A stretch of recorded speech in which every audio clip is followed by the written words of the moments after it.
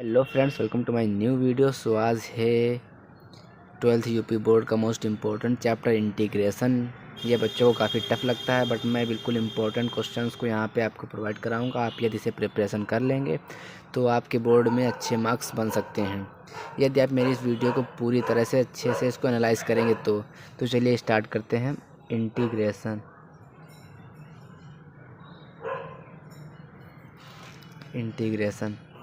इसमें कुछ हम पहले बेसिक फार्मूलेज होते हैं, उसको पहले हम देख लेते हैं। इन फार्मूलाज को पहले आपको लर्न करना पड़ेगा। पहला है, बिल्कुल इजी है, e की पावर x dx।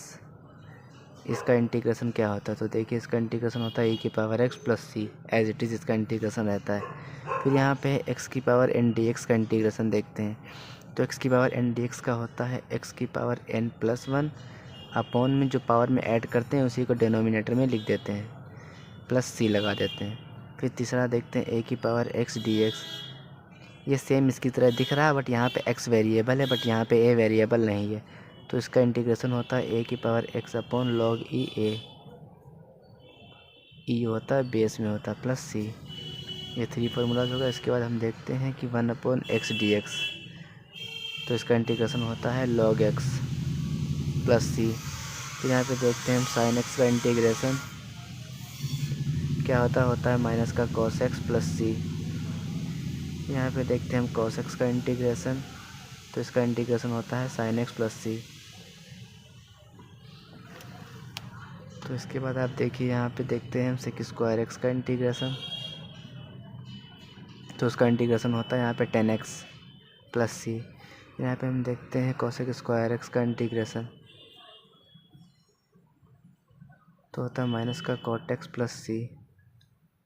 फिर इसके बाद हम देखते हैं यहाँ पे cosec x into cot x, cosec x into cot x का इंटीग्रेशन, तो इसका इंटीग्रेशन होता है माइनस का कोसेक एक्स।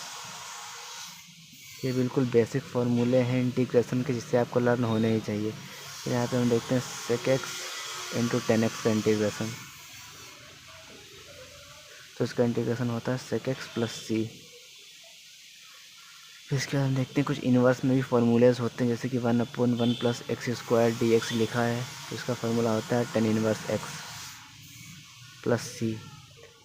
फिर है 1 upon under root 1 minus x square d x, इसका इंटीग्रेशन होता है साइन इनवर्स एक्स। फिर यहाँ पे ये एक और होता है 1 upon x under root x square minus 1 d x, तो इसका इंटीग्रेशन होता है सेक इनवर्स एक्स। ये बिल्कुल बेसिक फार्मूले हैं इंटीग्रेशन के, जिससे आपको लर्न होने चाहिए। 3 4 5 6 7 8 9 10 11 12 एंड 13 फार्मूलेज हैं इंटीग्रेशन के, जो कि काफ़ी इंपॉर्टेंट रोल प्ले करते हैं इंटीग्रेशन चैप्टर में। तो चलिए कुछ क्वेश्चंस ट्राई करते हैं।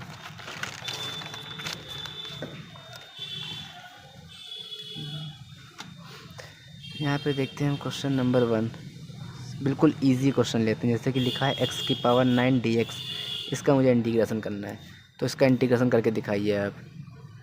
x की पावर 9, ये लिखा है x की पावर n, तो क्या था x की power n plus 1 upon n plus 1 plus C formula था। तो यहाँ पे n की जगह 9 है, तो 9 लिख देंगे। x की power 9 plus 1 upon 9 plus 1 plus C, तो क्या हो जाएगा? तो देखिए x की पावर 10 अपॉन 10 प्लस सी, ये हो गया आपका फाइनल आंसर। कितना इजी था। इसके बाद अगला ट्राई करते हैं।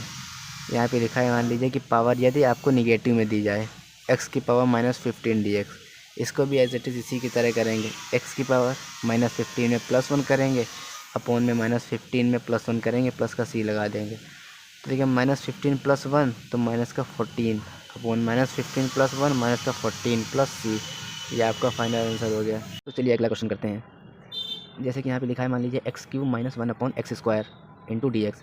अब इसका मुझे इंटीग्रेशन करना है। अब ये बच्चे सोच रहे हैं कि ये कैसे होगा। ये बिल्कुल ईजी है। देखिए, डिनोमिनेटर जो है उसको हम अलग अलग कर देते हैं, यानी कि x³ अपॉन एक्स स्क्वायर का अलग डिवाइड, माइनस का 1 अपॉन एक्स स्क्वायर का अलग डिवाइड। ये देखिए, इसको मैंने ऐसे सिंप्लीफाई कर लिया। फिर देखिए, यहाँ पे x³ है, यहाँ पे एक्स स्क्वायर, यानी काट देंगे तो यहाँ पे x बचेगा। फिर dx को ऐसे लिख देंगे। फिर इंटीग्रेशन अलग कर दिया, 1 अपॉन एक्स स्क्वायर को ऐसे लिख दिया। अब देखिए एक्स डी एक्स का इंटीग्रेशन क्या होता है, एक्स की पावर 1 + 1 अपॉन 1 + 1 माइनस यहाँ पे क्या करेंगे हम, एक्स की पावर 2 है नीचे, इसको मैं ऊपर ले जाऊँगा तो एक्स की पावर -2 हो जाएगा डी एक्स। तो देखिए यहाँ पे एक्स की पावर 2 अपॉन में 2 माइनस एक्स की पावर -2, इसका मैं डायरेक्ट लिखे दे रहा हूँ, -2 + 1 अपॉन -2 + 1 प्लस का सी हो जाएगा कांस्टेंट। तो देखिए यहाँ पे एक्स स्क्वायर अपॉन 2 -1 आएगा जो इसको प्लस कर देगा, यहाँ पे आ जाएगा एक्स की पावर -1 + सी। तो ये देखिए आपका फाइनल आंसर आ गया। तो उम्मीद करते हैं ये आपको समझ में आया होगा। तो चलिए अब मैं कुछ होमवर्क दे देता हूँ आपको घर से करने के लिए, कुछ क्वेश्चन प्रैक्टिस के लिए। तो देखिए क्वेश्चन नंबर 1, आप इसको ट्राई करके कमेंट बॉक्स में आंसर दीजिएगा।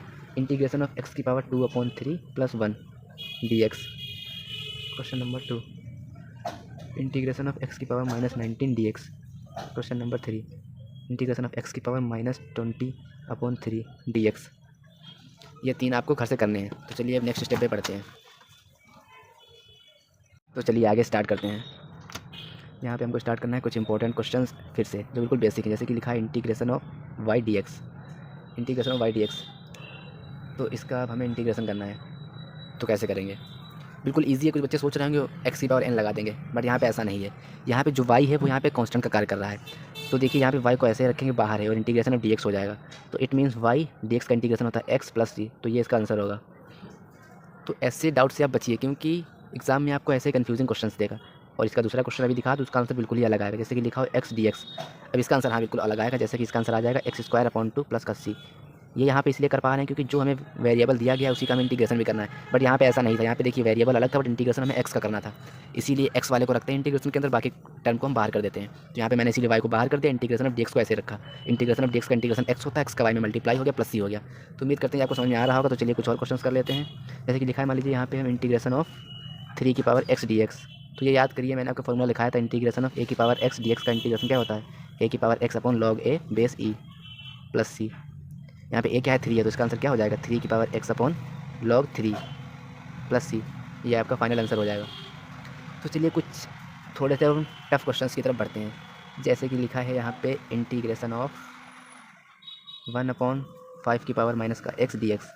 अब बच्चे सोच रहे हैं इसको कैसे करना है, बट ये बिल्कुल ही इजी तरीका है। देखिए यहाँ पे पावर -x डिनोमिनेटर में, इसको न्यूमिनेटर में ले जाएंगे तो पावर प्लस की हो जाएगी। इट मीन्स इसको हम लिख सकते हैं 5 की पावर x dx।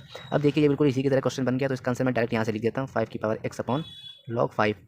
ये आपको बार बार प्रैक्टिस करने से आएगा, जो मैं इतनी स्पीड से क्वेश्चन सॉल्व कर दे रहा हूँ, जिसके लिए आपको बहुत प्रैक्टिस करनी पड़ेगी। तो ये देखिए नेक्स्ट क्वेश्चन करते हैं। जैसे कि यहाँ पे लिखा है इंटीग्रेशन ऑफ 1/1 + x² dx। अब इसका इंटीग्रेशन तो आप पीछे पेज पलट के देखिए कि मैंने आपको ये फॉर्मूला लिखाया था, इंटीग्रेशन ऑफ 1/1 + x² dx का इंटीग्रेशन क्या होता है। इसका मैं डायरेक्ट 1 लाइन में आंसर लिख दूंगा, tan इनवर्स x + c। ये आप तब कर पाएंगे जब आपको फॉर्मूलाज याद होंगे। फिर देखिए नेक्स्ट क्वेश्चन करते हैं। जैसे कि यहाँ पे लिखा है integration of 1/sec x dx। तो इसका इंटीग्रेशन कैसे, 1/sec x क्या होता है, 1/sec x होता है cos x dx। अब cos x का इंटीग्रेशन तो सभी को पता है, होता है sin x + c। कुछ बच्चे यहाँ पे माइनस लगा देते हैं, तो यहाँ पे ध्यान रखना है कि माइनस डिफरेंशिएशन में लगता है, इंटीग्रेशन में नहीं लगता है। तो चलिए एक और क्वेश्चन कर लेते हैं, फिर ये खत्म करते हैं। इंटीग्रेशन में 1/t dt, 1/t dt का इंटीग्रेशन करना है। तो चलिए इसका आंसर आप कमेंट बॉक्स में बताइएगा। तो उम्मीद करते हैं समझ में आया।